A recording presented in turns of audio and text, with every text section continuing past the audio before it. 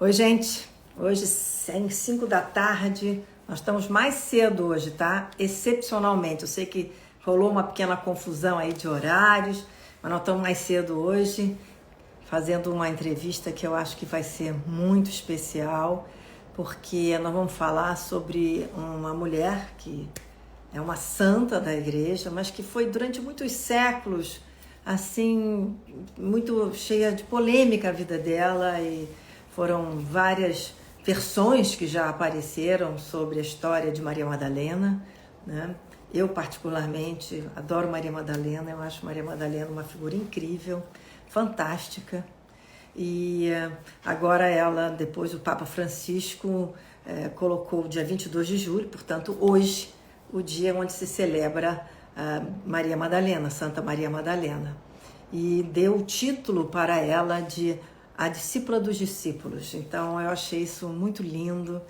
E eu tenho várias perguntas para fazer para essa nossa incrível entrevistada de hoje, Maria Clara Pingerman, que é professora da cadeira de Teologia da PUC do Rio de Janeiro, uma pessoa que tem um conhecimento vastíssimo e que é uma honra estar podendo entrevistá-la hoje aqui, justamente no dia de Maria Madalena. Eu só quero dar um tempinho para as pessoas entrarem. Estou vendo Cecília Van, Marilena Haddad, Maria de Lourdes Fonseca, a Maria Clara já entrou, que bom, Fátima Pet, Beth Carvalho, Adriana Parini. Estão entrando várias pessoas para a gente começar a falar sobre essa história incrível de Maria Madalena, e ela vai poder colocar tudo, né? Porque tem tanto filme sobre Maria Madalena, tem tanta série sobre Maria Madalena, e o que tem, vamos dizer assim, de comprovação, não histórica, que é muito difícil, mas teologicamente, o que a gente pode entender de Maria Madalena. Então, vamos ver aqui. Olá, gente, tudo bem? Estou procurando aqui Cláudio Pereira, meu marido já entrou. Estou procurando aqui a Maria Clara. Eu vi que ela tinha entrado, mas não estou encontrando ela agora. Vamos ver se eu encontro ela agora.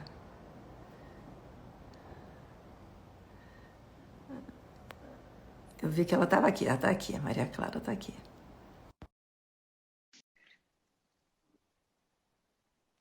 Muita gente, Maria Cristina Almeida entrou. Aqui Marusa Fonte dizendo que ela foi professora, Maria Clara foi professora da PUC, mulher incrível, aprendi muito com ela. A Lu Beck, minha sobrinha, entrou. Oi, Maria Clara! Oi, Márcia, tudo bem? Prazer em falar com você, Maria Clara. Igualmente, Uma Márcia. honra. Eu estava contando aqui que você é uma figura assim tão importante nessa área de teologia, né? Você tem um conhecimento incrível. Eu sempre li todos os seus textos que você publicava no Globo também, né? Eu acho que você é uma referência. Publico no Jornal do Brasil desde No Jornal do Brasil. 2002 e Pois é, algumas vezes no Globo, mas no pois Jornal é. do Brasil é seguido, Seguido, pois é. Eu fui do Jornal do Brasil também, então né? foi uma grande honra. Eu só pediria agora para você ficar um pouquinho mais assim, porque estava muito em cima do seu rosto. Eu vou desligar aqui os comentários para a gente poder falar melhor, porque senão fica muito comentário em cima. Maria Clara... Está aparecendo direito? Tá aparecendo agora está aparecendo direito. Maria Clara, agora está ótimo. Ah, tá. Nós estávamos, já até falamos um pouquinho antes, né, dessa figura de Maria Madalena, né? Tem muita coisa que se fala, tem muito filme, muita série sobre Maria Madalena. Eu gostaria de saber o que a gente sabe de concreto, assim, que a gente pode dizer teologicamente sobre Maria Madalena. Então, Maria Madalena é uma mulher que aparece bastante no Novo Testamento, nos Evangelhos, né? E aparece assim como a melhor amiga de Jesus, talvez, né? Jesus, ao contrário de outros rabis da sua época, admitia mulheres no seu grupo de discípulos. Os outros não, eram só homens, né? Até porque toda a religião judaica é muito numa linha masculina. Os homens é que têm acesso ao estudo da Torá. Agora não, agora já há muita abertura. Já naquele tem, momento, né? Só os homens é que tinham acesso ao estudo da lei, só os homens eram circuncidados, evidentemente, né? Só os homens faziam o bar mitzvah, né? Que agora já tem um bat mitzvah para as meninas também. Os meninos aos 18 anos eram iniciados, enfim. Então, a mulher, primeiro que a mulher em geral não sabia ler, né? Então não tinha acesso ao estudo da lei, não podia ler a lei, e os rabis não admitiam nos seus grupos, mesmo esses mestres ambulantes que andavam pelas cidades, né? Mulheres. Jesus sim admite, ele as admite, pelo que o Evangelho mostra, em igualdade de condições. Elas o seguiam, o serviam. No Evangelho de Lucas, no capítulo 8, é dito que algumas delas o assistiam com suas posses, ou seja, deviam ser mulheres que tinham recursos e que lhe ajudavam nas despesas do grupo, né? E Maria Madalena sempre aparece e sempre é citada em primeiro lugar. Isso no Novo Testamento quer dizer muita coisa. Quando é um grupo de pessoas e sempre um é citado em primeiro lugar, quando citam os 3 discípulos mais próximos de Jesus, citam sempre Pedro primeiro. Pedro, Tiago e João. Nunca dizem Tiago, João e Pedro, Tiago, João, Tiago, não. É Pedro, Tiago e João. E Maria Madalena sempre aparece citada primeiro. Estavam com ele Maria Madalena, Susana, mulher de Cleva, vão citando as outras depois, né? Então, isso já dá uma ideia da importância que ela tem, né? Ela está sempre junto de Jesus, ela o segue desde a Galileia até a cruz, né? E é a primeira testemunha da ressurreição. É por isso que o Papa diz que ela é a apóstola dos apóstolos. Agora, Maria Clara, por que ela virou uma figura tão polêmica, né? Porque juntaram, segundo a gente entende, várias Marias numa só, e ela virou uma prostituta em muitos momentos, né? Aliás, desde o século VII, né, até 1969, mais ou menos, que tiraram isso de cima de Maria Madalena. O que aconteceu? Por que isso? Essa conotação, né? Foi uma série de interpretações não muito fiéis ao texto bíblico. Em nenhum momento no Evangelho é dito que Maria Madalena é uma prostituta. Se diz que ela é uma mulher da cidade de Magdala, que é uma cidade que fica entre Nazaré e Cafarnaum. Então, quando Jesus foi de Nazaré a Cafarnaum, passou por Magdala e provavelmente aí a encontrou, e que ele tinha expulsado dela 7 demônios. Os demônios, os espíritos impuros, né, quando são mencionados no Novo Testamento, em muitas ocasiões, é mais assim, uma doença, uma perturbação. Tem aquele caso daquele Gerazeno, do menino Gerazeno, que se amarrava com correntes e está possuído do espírito impuro. Jesus o cura e ele fica... Então, Maria Madalena não se sabe se esses 7 demônios, se era uma coisa, né, algum vício que ela tinha ou alguma doença mesmo. Podia ser uma doença psíquica, né? Porque naquela época não se tinha psicanálise, não se sabia disso. Doença psíquica, alguma perturbação de mente, ou alguma doença, uma enfermidade física mesmo, né? O fato é que era algo que a impedia de ter uma vida plena, uma vida sadia. E Jesus a liberou disso, né? Fez dela um ser humano pleno. E a partir daí ela começou a segui-lo, né? Desde esse momento. Aí depois, né? Como é interessante que ela é a primeira testemunha da ressurreição, os 4 evangelhos são unânimes em dizer isso. Mas depois, Paulo, ou até antes, porque alguns textos de Paulo foram escritos antes dos evangelhos, Paulo menciona uma lista de testemunhas da ressurreição e não menciona Maria Madalena, não se sabe por quê. Então, mas não menciona nenhuma mulher, mas não menciona nenhuma mulher também? Nenhuma mulher? Não, nenhuma. E nem ela. E, então, há uma leitura aí bastante patriarcal, né? Meio machista, que depois, então, já no século IV, não, com o cristianismo já andando, as comunidades e tudo, Agostinho e Gregório de Nissa fazem uma interpretação que uma mulher tinha sido a primeira testemunha da ressurreição, que com a ressurreição veio a salvação, porque justamente a mulher é que tinha sido responsável pela entrada do pecado no mundo. Nossa!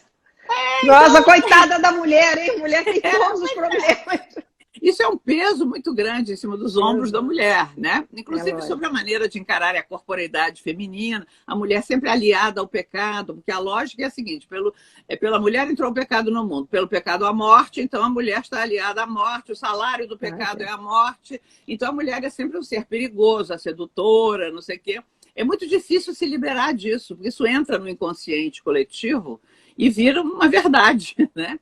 Então, me parece que a partir dali é que foram surgindo as legendas e também juntaram a figura dela com a figura da pecadora do banquete, onde que não dizem que a Maria Madalena absolutamente nunca não dizem, entrou uma mulher e começou a beijar os pés de Jesus e todo mundo dizia, o fariseu, o anfitrião pensava, né? Se esse homem fosse profeta, sabia quem era a mulher que o está tocando, porque é uma pecadora, era uma pecadora pública. Mas a mulher, não Maria Madalena, né? Mas aí conectou-se a imagem dela a isso, então ela ficou a pecadora, a prostituta, que depois se converteu, passou a vida inteira fazendo penitência. Não, não é nada disso, né? Então, o que aconteceu foi que ela seguiu Jesus até o fim, depois é a primeira que o viu ressuscitado e que comunicou ao grupo de discípulos que estavam amedrontados e tristes e desolados, e a partir daí tudo indica que ela ficou também evangelizando com os discípulos, com um, com o outro, ajudando na constituição da primeira igreja, né? Aliás, você falou que a Maria Madalena não está citada em Paulo como presente, né? Na lista né? Tá. E as mulheres acompanhavam Jesus, por exemplo, na última ceia, deveriam ter mulheres ali também? Supostamente deveriam ter, e a história tirou. Como é que você acha? Em geral, os exegetas, os biblistas convergem no sentido de que sim, deveria haver. Bom, primeiro, assim, uma pergunta até meio prosaica, né? Quem fez a última ceia? Foram as mulheres, evidentemente, né? Elas é que prepararam a última ceia, com certeza. Evidente, né? Evidente. Então, se elas seguiam Jesus o tempo todo, muito provavelmente elas prepararam o banquete, a ceia, tudo mais, e elas deveriam estar presentes, né? Mas isso tem muito isso no texto bíblico, quer dizer, o que não é dito não quer dizer que não aconteceu. Né? Isso é muito importante. O que não é dito não quer dizer sempre que não aconteceu, né? Então, pela lógica, você vê que certamente havia a presença de mulheres, inclusive, porque depois, quando Jesus é preso, é levado e condenado e tudo isso, as mulheres estão sempre com ele, né? A mãe dele e as mulheres. Primeira, Maria Madalena, a outra, né? Então, elas certamente estavam, sim, presentes na ceia. Ô Maria Clara, você quando conversou aqui, falando que Jesus era um rabi que aceitava mulheres, né? E que ele passou uma parte do tempo dele até entrar no seu próprio ministério, né? Seguindo, essa foi a nossa conversa anterior, seguindo João Batista, né? Por que as pessoas falam, quando você conversa com, por exemplo, com umas pessoas que tratam o outro tipo de religião, que é de outro tipo de religião, dizem, mas Jesus tem que ter casado, porque até os 33 anos, um judeu naquela época não estaria sozinho. Qual seria a explicação, então, para Jesus não ter se casado?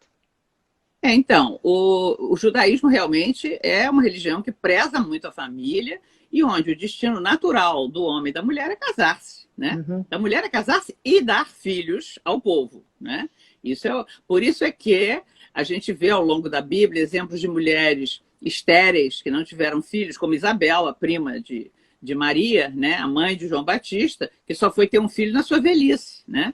E aquilo é considerado um milagre de Deus em relação a ela, porque Deus viu minha humilhação. E assim tem outras também.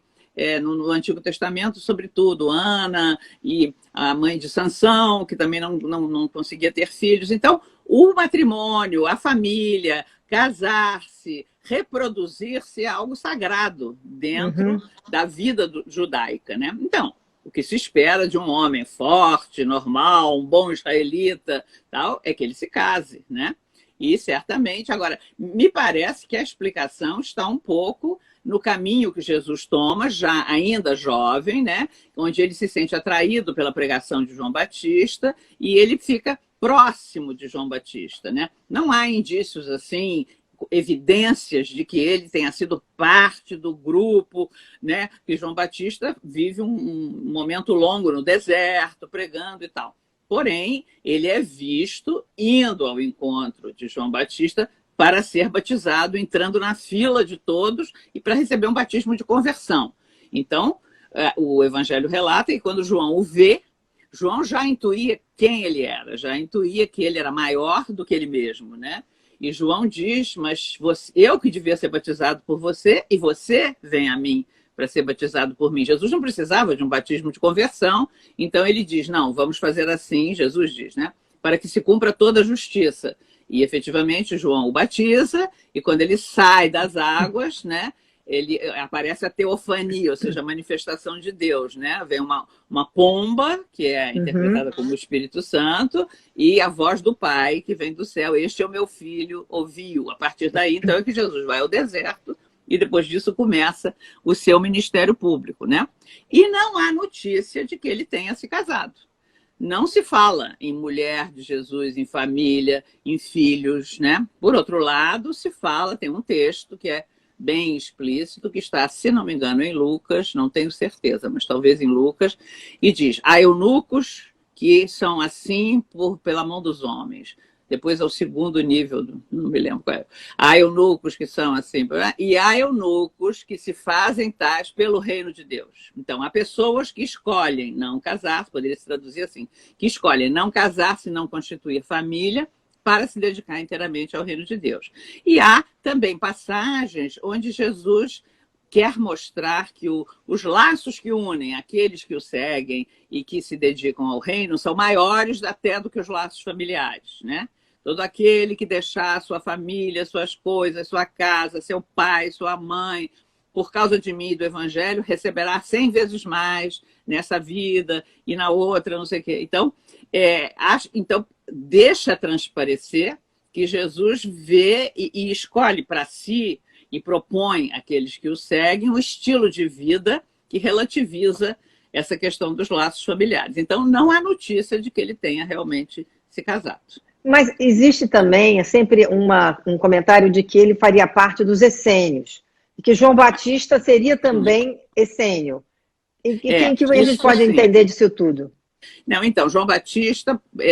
Há uma interpretação sobre a figura de João Batista, que havia essa comunidade dos essênios, esse movimento dos essênios, que era um movimento monástico, né? Onde realmente eram homens que levavam uma vida monástica, como assim, a precursora do que é a vida monástica hoje em dia, né? Viviam em comunidade, não eram casados, se dedicavam à oração, à penitência, tudo isso. E como Jesus esteve próximo de João Batista, né? Uma das interpretações possíveis é que ele tenha assim assimilado algo desse espírito essênio no tempo que ele seguiu João, mas depois ele não assume mais uma vida monacal, ele assume uma vida missionária, né? Ele vai anunciando o reino de Deus, andando por todo lugar, chamando pessoas para segui-lo, com um grupo de discípulos. Então, não se pode mais dizer que ele seja um essênio, né? Porque ele não dá nenhuma continuidade a isso. A vida que ele assume é missionária. Porém, há esse elemento do celibato. Aparentemente, não existe um personagem mulher que fosse a mulher de Jesus, ou filhos, isso não aparece, né? Jesus aparece como sozinho, assim. Ele... Maria Clara, eu estou adorando que você está tirando todas as minhas dúvidas e questionamentos. Não, a gente não consegue tirar todas as dúvidas. Porque... Não, mas está sendo o máximo. Porque a gente lê muitas coisas, e me preparando aqui para a nossa entrevista, eu estava lendo que tem também algumas passagens no Novo Testamento que diz, não, Jesus beijava Maria Madalena na boca. Então as pessoas usam isso para dizer que Maria Madalena teria uma relação especial com Jesus. Como é que é isso dentro do contexto histórico e teológico? Então, isso não está nos evangelhos canônicos. Os evangelhos que estão na Bíblia, né? Que são considerados assim normativos para a igreja, que são os evangelhos de Mateus, Marcos, Lucas e João. Isso não está. Não está. Não. Essa passagem está nos evangelhos gnósticos e apócrifos, que são textos que também... Porque o que são os evangelhos? São narrativas sobre a vida e a obra de Jesus. Não são biografias, porque são escritas décadas depois, né? Mas já com uma grande carga interpretativa da comunidade. Mas elas pretendem resgatar a vida, os ensinamentos, os atos de Jesus. Então, os gnósticos e os apócrifos também pretendem isso, né? Mas tem outra conotação. Então, nesses evangelhos é que aparece, sim, né? Maria Madalena como alguém que tinha uma relação extremamente próxima com Jesus, inclusive uma relação afetiva, e há descrições de um relacionamento assim, quase de casal, digamos assim, né? De uma companheira em tudo, quase de casal. Agora, também aí é preciso ter cuidado com as interpretações, porque tem uma passagem onde ele diz que se faz uma analogia entre Maria Madalena e a sabedoria, e é dito que ele beijava Maria Madalena na boca, que por isso os outros discípulos tinham ciúmes. Então, a analogia dela com a sabedoria é uma figura feminina já desde o Antigo Testamento, e é aquela que preside um pouco, participa da criação do mundo, da arrumação do mundo, ou seja, é uma figura assim dgrande, né? E feminina, que personifica Deus, de uma certa maneira. Então, o fato de fazer a analogia de Maria Madalena com a sabedoria pode provavelmente vir muito do fato dela ter recebido uma revelação especial, dela ter sido a primeira testemunha da ressurreição, dela ter um lugar importante dentro da comunidade, né, espiritualmente. Por outro lado, o beijo, né, dentro da gnose, que é a primeira heresia que aparece, ao lado do cristianismo, né? O beijo é o beijo sagrado, é a transmissão do conhecimento, da gnose, do conhecimento espiritual de um para outro. Então, Jesus transmitiria esse conhecimento através do beijo. O beijo não é o beijo erótico. Não é o beijo que a gente conhece hoje. Os namorados se dão, os casais se dão. Não é nesse sentido. O beijo... Bom, inclusive no judaísmo, o beijo era algo com o qual se recebia os convidados, né? Uma das coisas que Jesus dá uma reprimenda ao fariseu, que critica o fato dele ter deixado a pecadora lavar seus pés, disse: eu cheguei e você não me deu o ósculo da paz, você não me deu o beijo da paz. Se beijava os convidados em sinal de paz, né? Então, é uma cultura diferente, onde o beijo tem outras conotações. E, nesse sentido, o beijo é isso, é a comunicação da sabedoria espiritual, né? É isso. E também, depois, Jesus não foi beijado por Judas? Quando foi entregue? De traição, a traição. Beijo da traição também, beijo, né? Da traição, exatamente. Aquele a quem eu beijar, esse é ele. É o beijo da traição. É uma coisa assim muito chocante a gente entender que esse beijo foi usado na traição, né? E Jesus diz a Judas, né? Amigo, com um beijo entregas o filho do homem, né? Quer dizer, ainda sublinha o fato de ser o beijo, né? Porque o beijo era sempre para algo positivo, para dar paz, para transmitir conhecimento, afeto e tudo, né? E ali o beijo é para trair, né?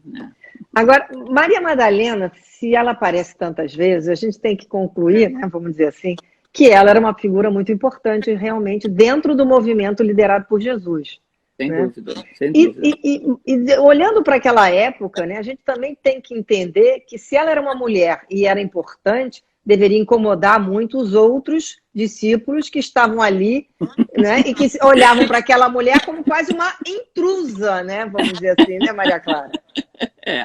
Não, é interessante isso, porque ali se diz que eram várias mulheres e elas é que meio que financiavam o grupo, e os discípulos pareciam mais ou menos tranquilos, desde que nenhuma resolvesse tomar um certo protagonismo, certamente, né? Então, me parece que se realmente Maria Madalena, e você tem razão, né? Ela é citada tantas vezes, ela é colocada meio assim, na frente, né? E mais ainda no relato da ressurreição, porque a ressurreição é o ponto de partida do cristianismo, né? Então, é ali que o cristianismo deixa de ser um movimento de Jesus para se tornar depois uma religião, né? É a partir da ressurreição. A ressurreição é que ilumina tudo, a ressurreição é que faz os discípulos voltarem a sair de casa e falarem na praça pública. Tudo, o ponto de partida de tudo é o da ressurreição, é a ressurreição. Então, o fato de Maria Madalena aparecer nos evangelhos, e no evangelho de João, que é mais tardio ainda, com mais ênfase ainda, né? Porque aquela cena do jardineiro é no evangelho de João, né? Uma mulher, Maria Madalena, aparecer assim, nessa coisa tão importante, é porque realmente ela tinha essa importância, né? Porque senão era muito fácil esconder a presença dela, não dar destaque, porque a gente tem que imaginar que é um texto escrito dentro de um contexto patriarcal e com autores masculinos, evidentemente, né? Deve ter sido tão verdadeiro e tão importante que teve que ser relatado, né? Não deu para ignorar. Não deu para ignorar. Inclusive, quando ela vai, né, nos sinóticos, em Mateus, Marcos e Lucas, são as mulheres, e ela sempre estava. Tal. Mas em João é ela, né? e que vai dizer aos apóstolos, né, vai dizer aos discípulos, que ainda não eram apóstolos, vai dizer aos discípulos que ele ressuscitou, eles não acreditam, num primeiro momento. Vindo de uma mulher, né? Claro. Não, mas como que Jesus mulher apareceu para uma mulher? Hã?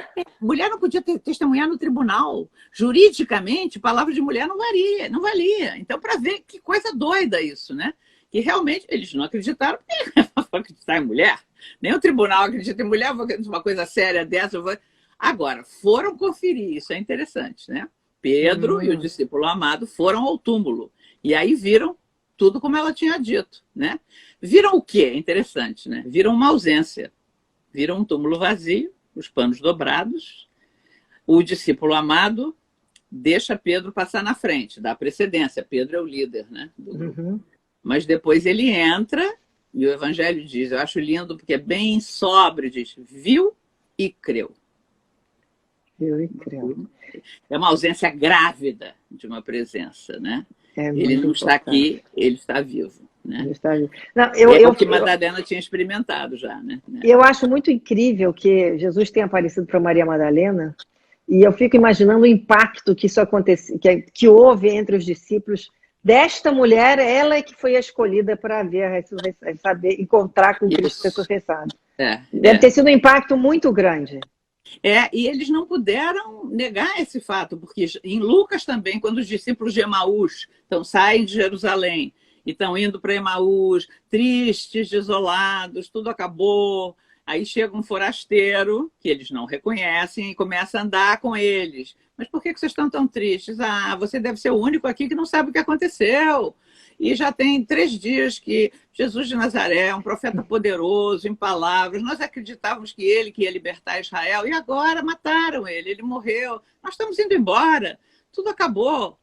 Aí eles dizem para o forasteiro, é verdade que umas mulheres dizem que ele está vivo. E foram dizer isso aos nossos. Os nossos foram ao túmulo e viram tudo como as mulheres tinham dito. Só que não viram Jesus. Mas ela já tinha visto. Ela já tinha visto. Eles demoraram mais a ver. Então, aí eles sentam, porque estava de noite, tinham que comer, pediram ao forasteiro para ficar com ele. Fica conosco, está escuro, nós temos medo. E na hora que Jesus partiu o pão, eles o reconheceram e aí ele desapareceu, não precisava mais estar ali, eles já tinham visto. A experiência que Madalena tinha tido, agora os discípulos de Emaús tinham tido. E aí eles voltaram correndo para Jerusalém para dizer, é verdade, o Senhor apareceu. Elas estavam certas. É isso mesmo. Mas, Maria Clara, uma coisa também que me deixa assim, sempre muito intrigada é assim, como que eles não reconheceram que era Jesus, né? Porque andaram com de outra ele, forma. Andaram com ele e não reconheceram que era Jesus? Não, mas isso é uma coisa super importante, porque olha só, porque não é reencarnação, é ressurreição. Então, é outro tipo de presença, que é uma coisa que exige muito mais a fé, né? É ele, mas Maria Madalena também não reconheceu ele no primeiro momento. Não reconheceu. Era o jardineiro. Jardineiro, Eles acharam que era um estrangeiro, um forasteiro, um peregrino que estava andando ali, que vinha de Jerusalém. Depois, na hora da pesca milagrosa, eles veem um jovem na praia e eles não sabem que é ele. Não. Como é que eles reconhecem? Maria Madalena reconheceu quando ele disse o nome dela, Maria. Aí ela disse, mestre, né? E aí que ele disse, não me retenhas, porque ela deve ter querido abraçar naquele momento. Ele Com certeza. Porque eu vou para meu pai, vosso pai, vai ver meus irmãos e diz que lá da Galiléia eles me encontrarão, né? Que vão para Jerusalém, que em Jerusalém eles me encontrarão. Os discípulos de Emaús, depois que reconhecem ele no partir do pão, dizem, puxa, o nosso coração estava ardendo quando ele estava explicando as escrituras para nós. Aí eles fazem a ligação, né? E os discípulos na pesca milagrosa, vem o jovem e o jovem diz, vocês joguem a rede do outro lado. Eles jogam e não tinham pescado nada a noite inteira e pescam. Então, o sinal da abundância da pesca, o discípulo amado diz, é o Senhor, né? E aí eles vão para a praia, sentam com ele, tinha uma mesa preparada, tinha comida, peixe, pão e tal, e dizia, o evangelho chega a ser assim, engraçado às vezes, que diz todos em silêncio, ninguém falava nada, porque sabiam que era o Senhor. Né? Pois é, Então, mas eles não identificavam fisicamente não, Jesus. porque ele não está presente fisicamente com o corpo de antes, não está. Né? É ele, mas em outra forma. Tomé, que é o protótipo do homem da modernidade, que suspeita de tudo, não estava presente quando Jesus apareceu aos discípulos e disse: eu só acredito se puder botar o dedo nas chagas dele, enfiar lá dentro. Jesus apareceu e disse: pô, Tomé está aqui. Então, ele aparece com as chagas, com as feridas da paixão, para dizer, é o mesmo, não é outro, não é um fantasma, não é um produto da imaginação, é o mesmo. Então, ele oferece as mãos para Tomé tocar. E o Evangelho não diz que Tomé toca, só diz que Tomé diz, meu Senhor e meu Deus. Ali ele reconheceu, entendeu? Então é sempre um sinal, porque Jesus aparece ressuscitado e vivo, preparando as suas testemunhas para a missão, né? Eles sempre para a missão. Agarrado no pé de Jesus, eles vão ter que ir sozinhos, eles vão ter que ir pelo mundo com o Espírito Santo, né? Guiados pelo Espírito Santo. Então, por isso é que eles vão ter que saber reconhecer a presença de Jesus de outra maneira, vão ter que afinar o espírito deles e reconhecer essa presença de outra maneira. Então, é bem importante isso que você disse. Não reconhecem. Não reconhecem. Não reconhecem. Só pelo pronunciar do nome, pelo partir do pão, pela abundância do peixe. Quer dizer, pelas ações. Pelas ações de Jesus. Isso. Pelos ensinamentos dele. Pelos sinais que ele faz, exatamente. É isso aí. Agora, quando a gente pensa nos evangelhos, né? E você falou dos evangelhos agnósticos, dentro deles tem um que teria sido escrito por Maria Madalena.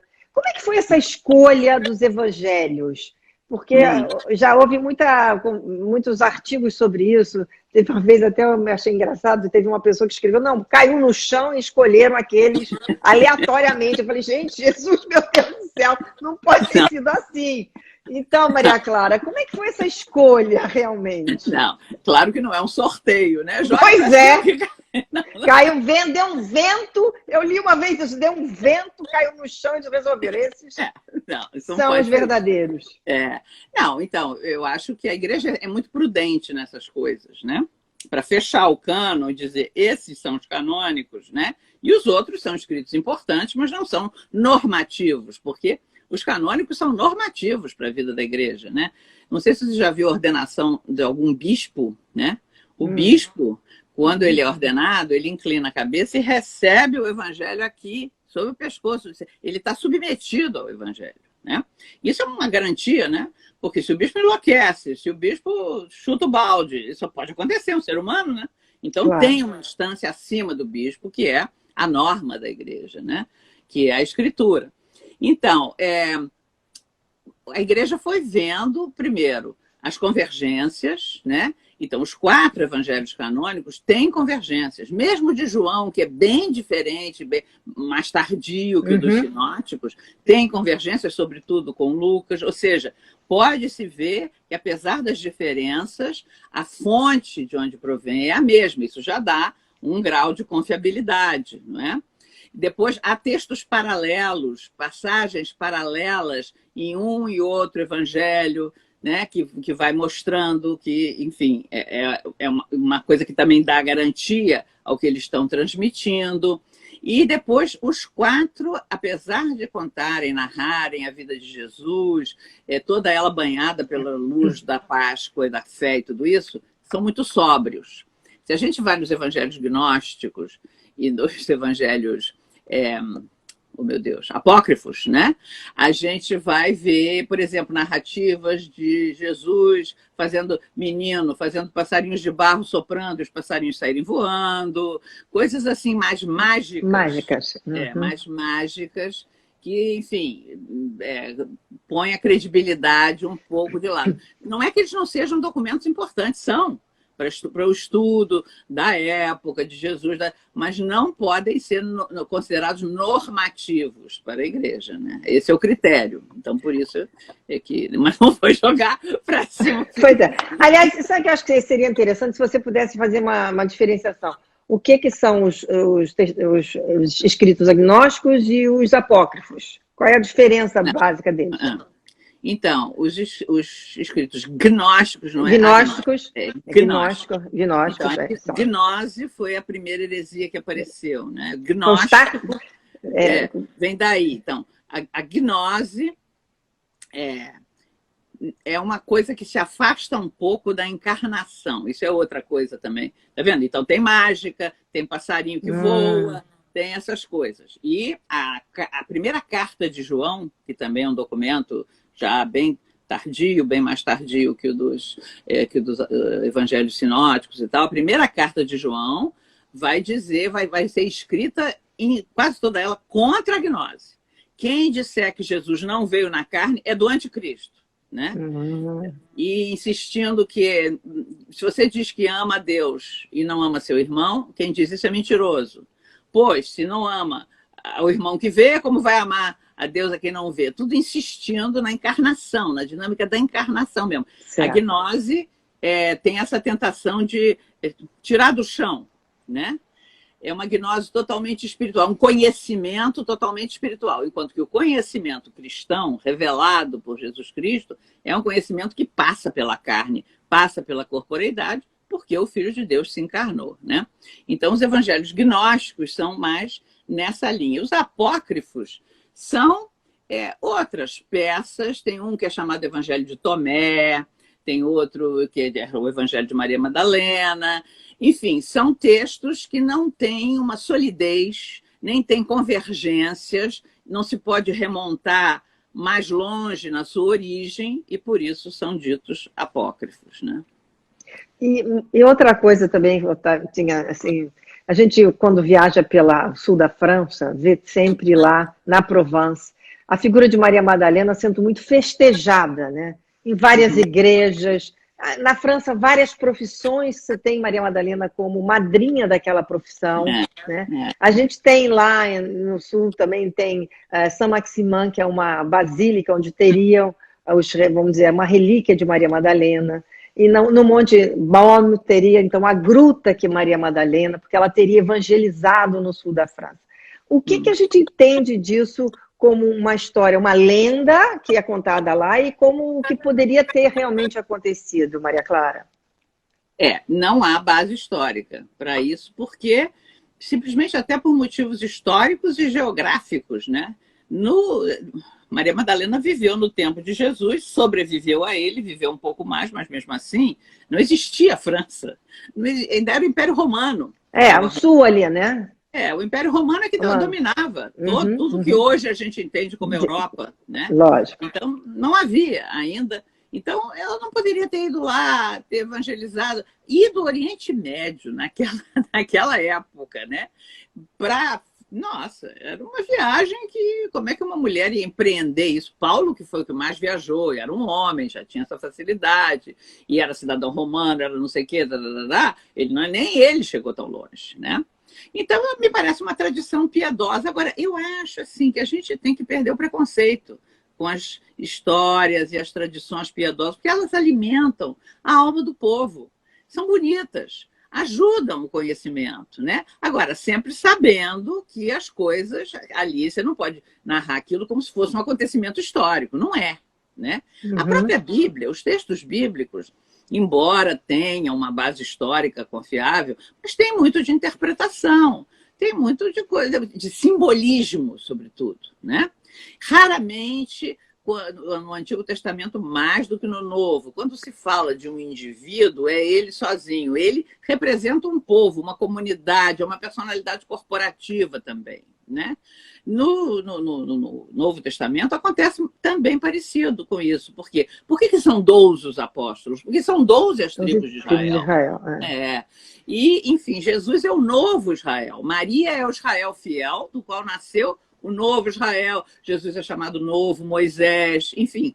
Então, tudo isso, a linguagem, né, é usada muitas vezes com conotações simbólicas e analógicas para ensinar mais facilmente ao povo. Então, me parece que isso que você está dizendo, eu acho a Provence o lugar mais lindo do mundo.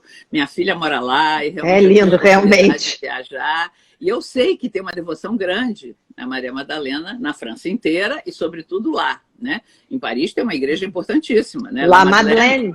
É a igreja dela. Então, na França, ela é muito amada, muito venerada, muito querida, realmente. Né? Agora, eu acho também que ela é muito querida porque é isso, é a melhor amiga de Jesus. Eu gosto de dizer isso, é uma expressão que não é minha. É do padre José Antônio Pagola, que escreveu um livro fantástico sobre Jesus. Jesus, uma aproximação histórica, né? E ele tem todo um capítulo dedicado às mulheres que seguiam Jesus, mostrando como isso foi uma das maiores revoluções que Jesus fez, admitir mulheres no seu grupo. Não há uma passagem em que ele trate uma mulher com aspereza, com grosseria. É sempre um carinho, um respeito, e numa sociedade que não fazia isso com as mulheres, né? Uma sociedade onde a mulher era um ser inferior. Era uma propriedade do homem, né? Ela pertencia primeiro ao pai, depois, na morte do pai, ao irmão mais velho, depois ao marido, depois ao filho mais velho. Era sempre de algum homem, né? E ele chama atenção para isso, né? Dela não se diz que era de nenhum homem. Se diz Joana, mulher de Cusa, Susana, mulher de Cleofas, né? Maria de Magdala. Então, a referência dela era Jesus. Ela não tinha um homem, né, que pudesse ser a sua referência.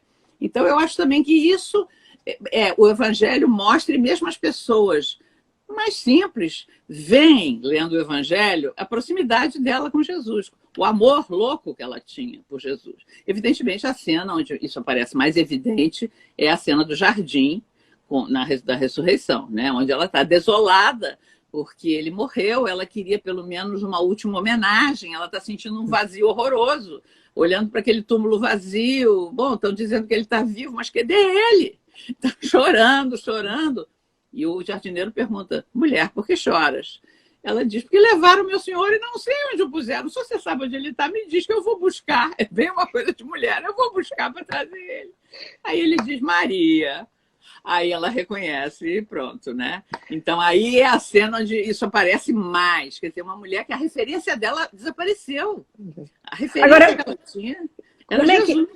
Como é que uma mulher como ela deveria ser o quê? Uma mulher viúva, uma divorciada, uma mulher rica? Porque essas mulheres que acompanhavam Jesus, se elas eram tão submissas nessa sociedade, que tipo de mulheres poderiam ser essas que acompanhavam Jesus? Bom, algumas são casadas, são ditas Joana, mulher de Cleópatra, Susana, mulher de Cusa, que eram representantes de Herodes, inclusive, né? São mulheres que se sentem fascinadas por Jesus e começam a segui-los, né? Então, essas mulheres talvez tivessem mais recursos. De Maria Madalena, não é dito se é casada, se é solteira, se é viúva. Ela não aparece ao lado de homem nenhum, nem referida a homem nenhum, né? Então, o estado civil dela a gente realmente não sabe. Pode ser conjecturas, que talvez fosse solteira, não sei. Mas não é dito. Não aparece, né? Não aparece. Agora, que se tinha muitas posses, se era rica, não há dados também. Então, as mulheres assistiam Jesus, mas me parece que as que têm mais probabilidade de ter recursos para terem contribuído mais nessa assistência financeira são essas que são casadas, né? Inclusive essa, que era mulher de um funcionário do rei Herodes, do funcionário real e tal, né? Então... E o que se tem notícia assim do que teria acontecido com Maria Madalena depois de Jesus? Ela viveu aonde? Viveu em Jerusalém? Tem alguma referência onde é que ela teria morrido? Provavelmente ela ficou em Jerusalém e talvez dali tenha saído, bom, deve ter ajudado nos primeiros tempos da igreja, né? E talvez tenha saído com algum dos discípulos, ter viajado, que alguns deles viajaram para anunciar o evangelho, né? Certamente ela se tornou uma missionária, né? Uma missionária como todos os discípulos, né? Porque os discípulos vão como discípulos até a ressurreição. A partir da ressurreição, eles se tornam apóstolos, que quer dizer mensageiros da boa notícia, né? Os apóstolos eles têm que anunciar a boa notícia em todo lugar onde eles vão. Não há mais referências a Maria Madalena depois disso, explícitas, né? Não há mais menção de onde ela estaria, mas muito provavelmente, quer dizer, ela passou os primeiros tempos com o grupo. Eu quero crer que nos primeiros tempos, onde havia ainda a esperança de que o cristianismo fosse aceito na sinagoga, né, fosse incorporado ao judaísmo de alguma maneira, ela provavelmente ficou em Jerusalém, né? Quando acontece a ruptura com a sinagoga, aí é que há a maior dispersão, né? Aí é que Paulo sai nas suas viagens, e aí que os discípulos também vão entender que tem que anunciar a boa nova aos gentios, aos não-judeus, porque o judaísmo, a sinagoga, não assimilou o cristianismo, né? Você está falando de uma maneira assim tão clara, importante, porque a gente não, quando a gente estuda, vamos dizer assim, a religião de uma maneira geral, o catecismo, a gente não se atenta para isso, que houve um momento que a pregação de Cristo poderia ter sido incorporada ao judaísmo, mas não foi. Essa era a intenção primeira, né? Jesus é Messias de Israel, ele se autocompreende como o Messias de Israel, né? Por isso é que ele vai para Jerusalém, né? Onde ele morre, porque é a sede do judaísmo oficial, né?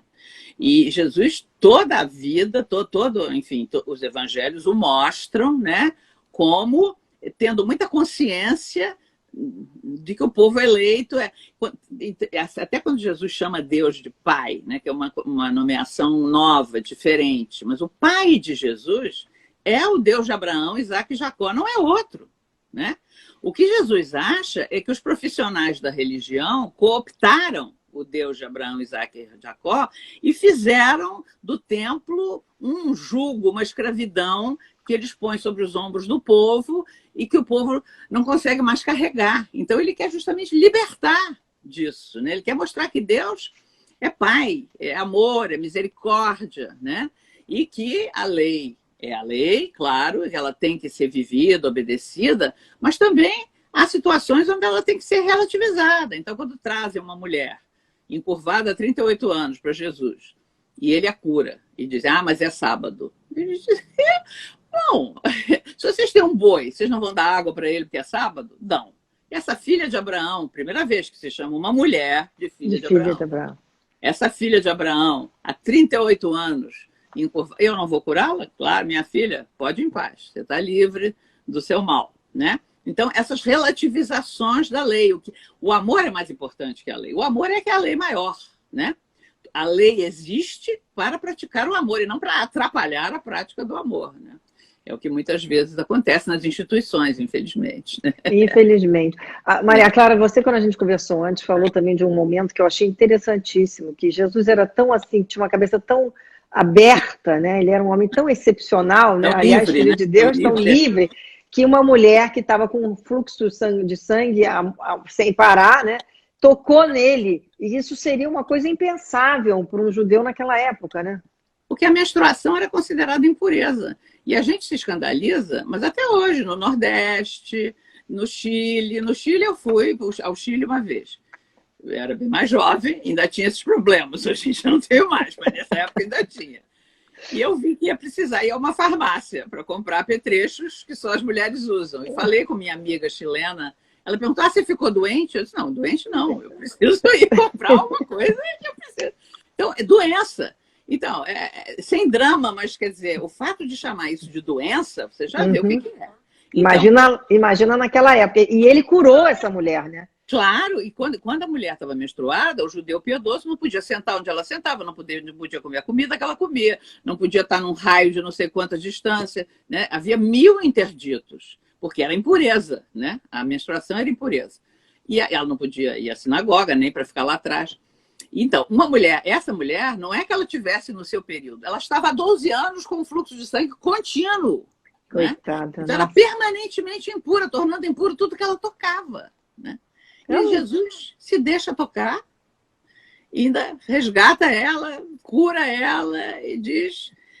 Porque ela diz, eu sei que se eu tocar só no manto dele, ele diz, quem me tocou distingue o toque dela, atende. Então, realmente, ele também relativiza isso. Eu não vou enxotar a mulher só porque ela está com o fluxo de sangue, quer dizer, ele a cura, né? Ele sentiu, e ali o Evangelho diz que ele saiu dele uma força que a curou, né? A força justamente do amor, né? Divino e tal, né? Que cura a mulher. Eu acho que pensando nessa figura histórica de Jesus, né? Que rompia essas barreiras todas, né? Que tratava as mulheres em pé de igualdade, que colocava uma mulher como grande amiga dele, né? Uhum. Eu acho que é uma coisa assim tão assim incrível da gente pensar 2000 anos atrás, 2020 anos atrás, isso tendo acontecido ou mais, que é assim de uma liberação total, né? É impressionante. É impressionante. É impressionante. E eu acho que a gente ainda não tirou todas as consequências dessa revolução que Jesus traz, essa concretamente das mulheres, né? Enfim, das outras também não. Mas essa, eu acho que nós ainda temos muito para andar, inclusive dentro da igreja, né? Pois é, porque a igreja não tem sacerdotes mulheres, né? Só os homens. Não. Continua uma igreja extremamente ainda com a linha masculina, né? É.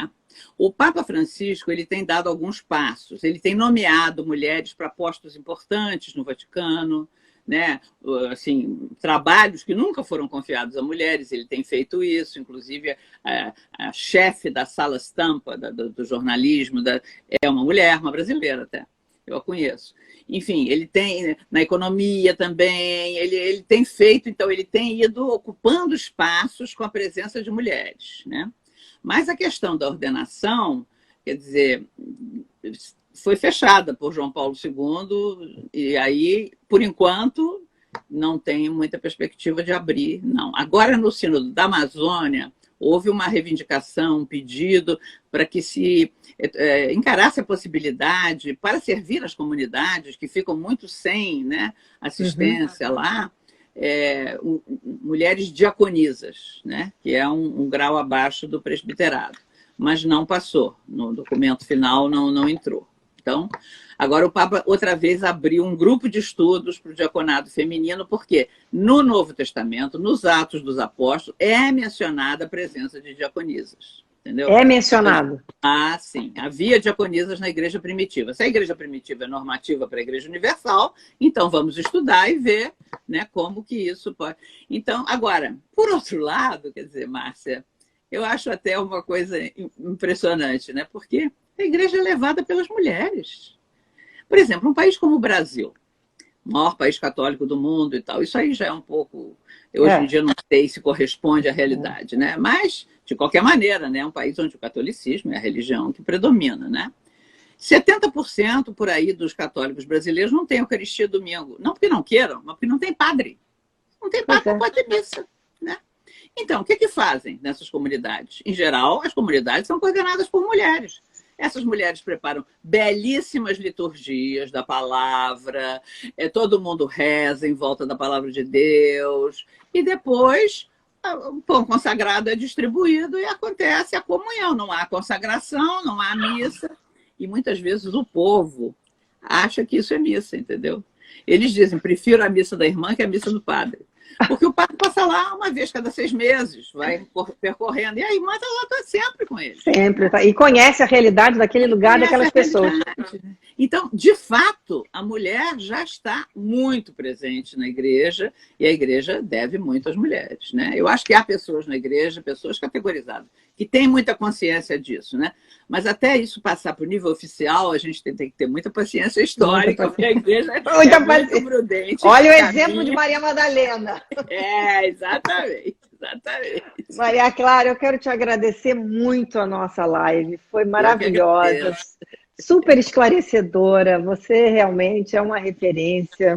Foi muito bom mesmo. Te agradeço de coração da gente estar aqui podendo homenagear no dia que foi estipulado para ser o dia de Santa Maria Madalena, essa live. Essa grande figura que é a Maria Madalena. Figura, realmente, a grande figura, a maior amiga de Jesus. A maior amiga de Jesus. Muito obrigada, Maria Clara. Foi um prazer enorme. Márcia, obrigada. Espero que a gente se encontre outra vez. Tá Vamos nos encontrar sim. Um beijo. Obrigada. Obrigada. Um beijo. Tchau. Um beijo. Tchau.